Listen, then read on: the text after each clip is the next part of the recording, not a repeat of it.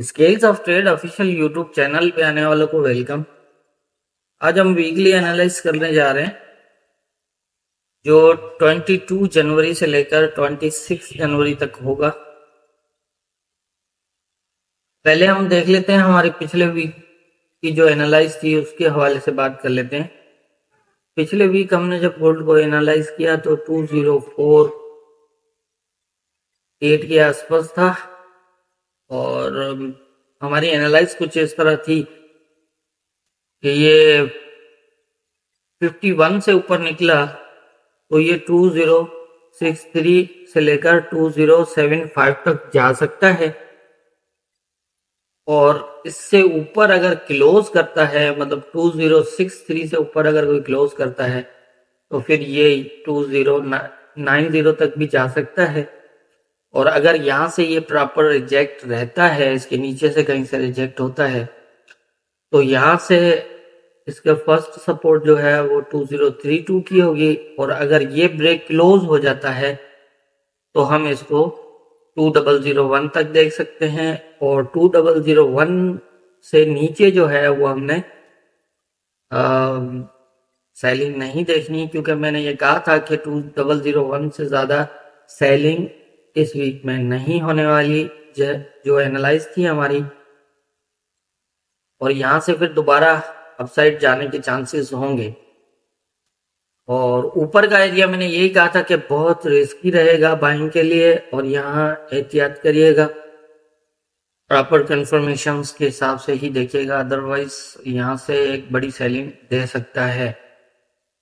देख सकते हैं कि ये 51 से अपसाइड जब निकला तो ये तकरीबन जो है वो 2058 तक ही जा पाया और वहां से रिजेक्ट होने के बाद इसने यहाँ से सेलिंग स्टार्ट की और इसने फर्स्ट जो है वो क्लोज ही 2032 के नीचे दिया। तो उसके बाद सेकंड जो है वो सेकंड डे में ये 2001 पे आ गया।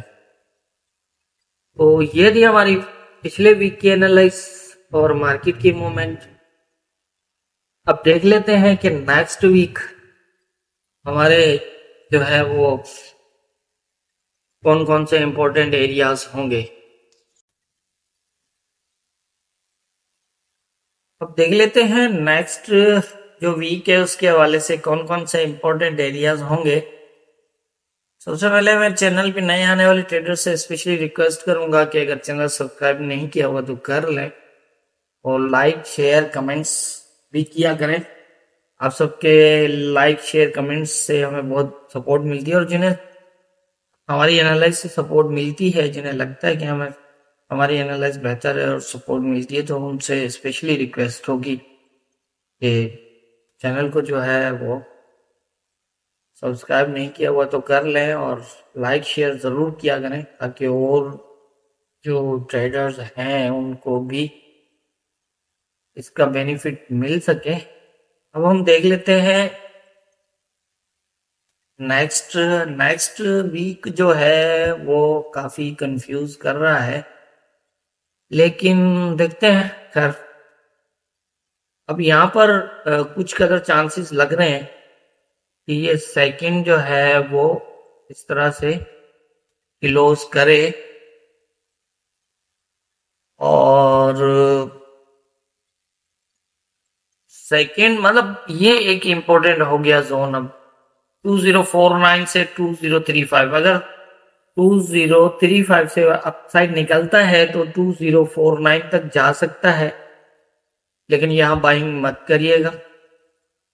अगर ये इस एरिया को ब्रेक क्लोज करता है यहाँ तक, अगर इस एरिया को ब्रेक क्लोज करता है तो फिर यहाँ से अपसाइड जा सकता है। और अगर ये इस एरिया से 2035 से ऊपर अगर क्लोज नहीं दे पाया मंडे को, मेरा ख्याल है कि मंडे ही को अगर ना दे पाया तो इसमें काफ़ी कदर चांसेस हो जाएंगे दोबारा यहाँ तक आने के और ये एरिया भी शायद नीचे ले जाए। इस चीज को नोट करिएगा, 2035 का एरिया अगर ब्रेक ना हो तो फिर तो कंफर्म है कि ये एरिया भी गया 1973 तक, गोल्ड के चांसेस हो जाएंगे। और लेकिन अगर ये अपसाइड इसको ब्रेक करके और फिर नीचे की तरफ आता है तो फिर ये एरिया तो काफी हद तक कंफर्म होगा। लेकिन अगर ये एरिया भी ब्रेक होता है तो फिर यहाँ से भी ये इस तरह आ जाएगा नीचे। ये जो 2035 का एरिया है इसके नीचे 1, 2, 3 और 4 किलोज कर चुका है। अब देखना यह है कि क्या करता है। मुझे तो रिजेक्शन यहां से दिखा रहा है काफी कदर, ये नीचे की तरफ मूव कर जाए, क्योंकि ये नीचे का जो माइनर, ये मैंने माइनर एरिया बनाया है, ये अब इतना ज्यादा इंपॉर्टेंट नहीं रहा वीकली एनालाइज के बेस पे। लेकिन अगर ये अपसाइड अगर इसको ब्रेक कर जाता है, थोड़ा सा मैं ये भी समझा दूं कि अगर ये इसको इस तरह जाता है और 35 से ऊपर अगर डे क्लोज होता है और ऊपर तक ये चला भी जाता है थोड़ा बहुत, तो यहाँ से फिर दोबारा नीचे आएगा और फिर ये इस तरह की एक पोजीशन बन सकती है। ये तब होगी जब 35 से ऊपर डे का क्लोज हुआ तो, अदरवाइज नहीं, अदरवाइज मुश्किल है। अगर ये 2035 से ऊपर डे का क्लोज हुआ तो फिर 2049 या 51 तक जाए, लेकिन यहाँ से ये दोबारा फिर यहाँ आ जाएगा दोबारा 2015 को टैच करने, और यहाँ से फिर इसको एक अच्छी जो है वो बुलिश मूव लग सकती है। अदरवाइज अगर ये मेरा ख्याल है कि मंडे का ही दिन इंपॉर्टेंट है। 2035 से ऊपर अगर क्लोज इसने करना होगा तो मंडे को कर जाएगा, अगर मंडे को नहीं कर पाया तो फिर बहुत मुश्किल होगा, फिर यहाँ बाइंग बहुत रिस्की हो जाएगी, फिर यहाँ से इसके नीचे के ही चांसेस होंगे। ये एरिया 2001 वाला जो एरिया है इसके नीचे अगर डे क्लोज कर जाता है तो फिर काफी हद तक जो है वो चांसेस हो जाएंगे इस एरिया के, और ये ब्रेक हो जाएगा। अगर ये अपसाइड नहीं हुआ तो ये हो जाएगा।